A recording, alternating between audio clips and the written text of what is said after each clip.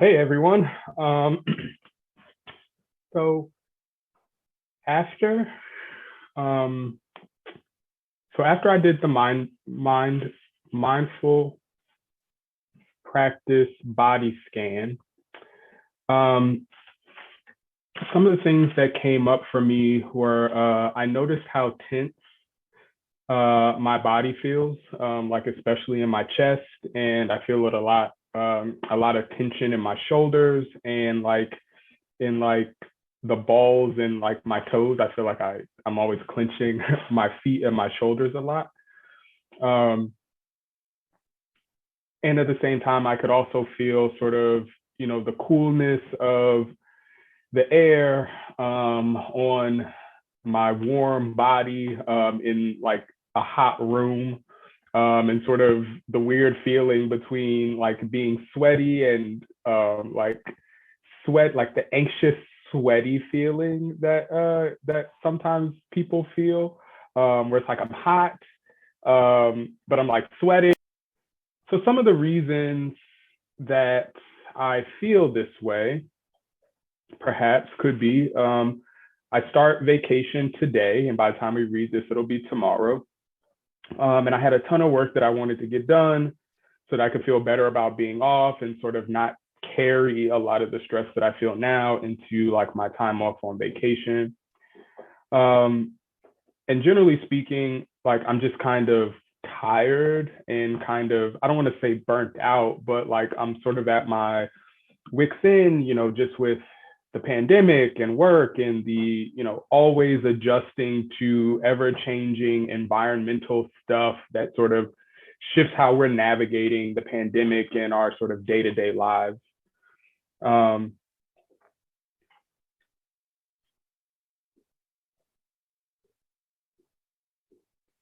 so that was my free write that I read from.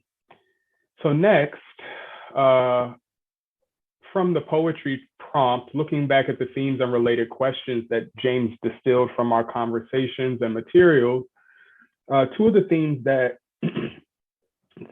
I felt most drawn to after sort of doing my mindfulness practice were the theme around power and the theme around labor. Um,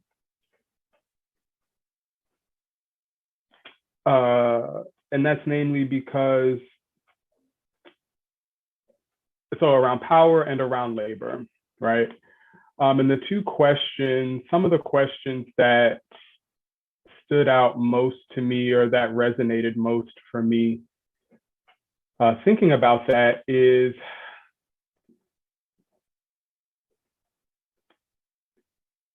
how is power created and who controls it? Um, and I guess some of what I feel from sort of the power conversations is, just in my own positionality, I feel super responsible for a lot of people. And I always feel like this pressure, self imposed, perceived pressure to always do well, um, to always sort of be exceptional, um, to always be better than. Um, and the other theme that stuck with me was around labor, um, and in particular, how do we think of labor in anti-racist and anti-oppression work? Um, and I think that question resonates most with me because I I don't know that I did not inherit a life that really allows me as a person to separate myself from racism, anti-racism. Um,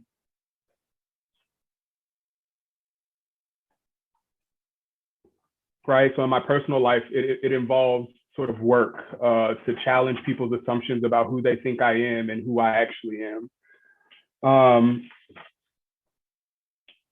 but then also as sort of as a scholar, I kind of knocked myself into another pigeonhole by sort of choosing a field of scholarship that is sort of square, you know, square in the middle of anti-racist work through, you know, negotiations and conflict management, and sort of contextualizing it through writing center studies, interdisciplinary studies. And so as a person, I can't really get away from racism, anti-racism. As a scholar, I've sort of put myself in this racism, anti-racism sort of box. And then as my job deals with racism, anti-racism. And so race is and has always been at the has always been at the forefront of my identity and experiences, whether I intend for them to be or not. And because of racialization, how people are racialized because of how I am racialized, I've put a lot of pressure on myself to be the best. And then I'm always auto-correcting myself to not to be the best, but to do my best.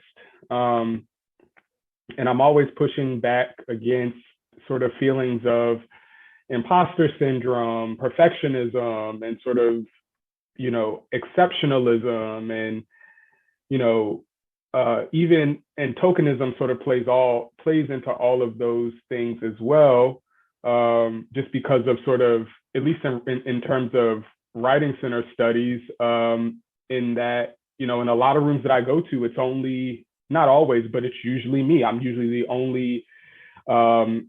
only Black man who's under 40, you know, at this point in my life, the more that I think about it.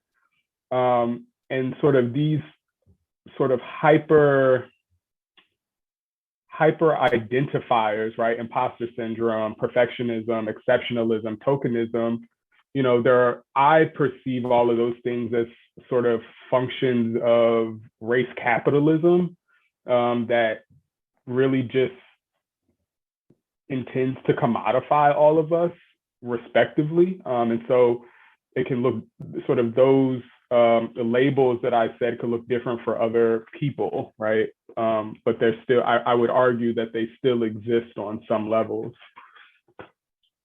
And so my poem, and so from that, let me stick with it. I know we're short on time. And so from that, okay. And so I wrote a poem, and I did my best not to be so literal as an academic, and do it as an academic essay, because I'm a super literal person. So hopefully I didn't do too bad, so stick with me. Untitled. Every year throughout the year, I have to decide where I will be, especially around the holidays. Will it be ham, turkey, or brisket, hamburger, or hot dog? I feel the paralysis. I feel the paralysis of the dead meat at the holiday and festive tables. Microaggressed if I don't choose the right meat to feast my teeth into. I envy the singular, the nuclear. Where will you be for the holidays, David? This house, that house, this place, that place. My home is not common. It feels more privatized. I don't feel ownership over much. And I'm always working the land. I'm always working the land and have not found any piece of my own. I crave the consistency, the sweetness of sweet potato pie. Pumpkin pie won't do in any of my homes, in any of my privatized spaces. And so I continue to rely on the expectation of things familiar, even as everything around me is always changing. And so I hope this helps you all. Sort of as a model of some of the process of the activities. And I'll see y'all soon.